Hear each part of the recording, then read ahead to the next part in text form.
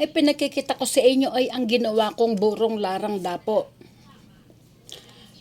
Ang larang dapo ay nakukuha lamang sa bukirin sa mga palayan.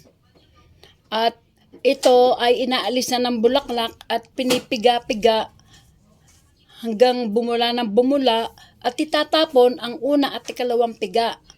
Bago pala yung pigain, bubudburan ng asin bago pipigain. At yung ikatlong piga, ito babanlawan at ganito, liit-liit na lulukutin na parang damit, oh. At yan ay sasangkapan na ng asin, bawang at luya. Ang niligay ko na pansabaw ay suka. Ngunit pwede rin ang hugas bigas. Ito ay pwedeng iulam. Pwedeng iulam yan ng ganyan lang.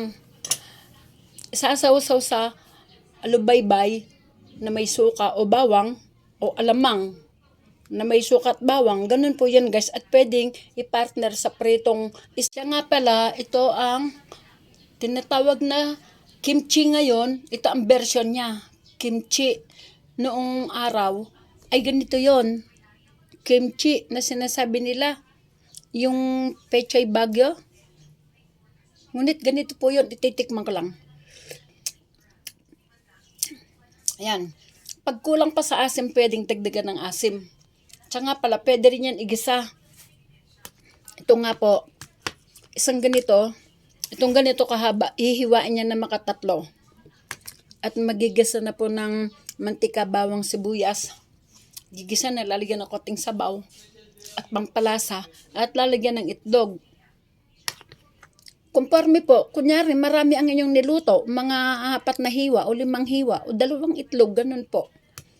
Yan po kasi ang naririnig ko sa mga nagluluto niyan. Ngunit kami hindi na namin niluluto. Ito lang, bukas lang to. Pwede na tong iulam. Ganyan lang po, inuulam na namin. Sa kasalukuyan, ito ay makunat pa ang tangkay niya kasi gagawa ko pa lang po. Oh, berding-berde pa. Magbabago po din ang kulay niyan. Magbabawasan ng pagkaberde pag naburo na. O, ganun po yun, guys. At maraming salamat sa inyong panonood. I-stack ko muna to. Kahit isang linggo, pwede po ito eh. Yan. Sige po, maraming salamat. Ako na yung magpapaalam. Bye-bye.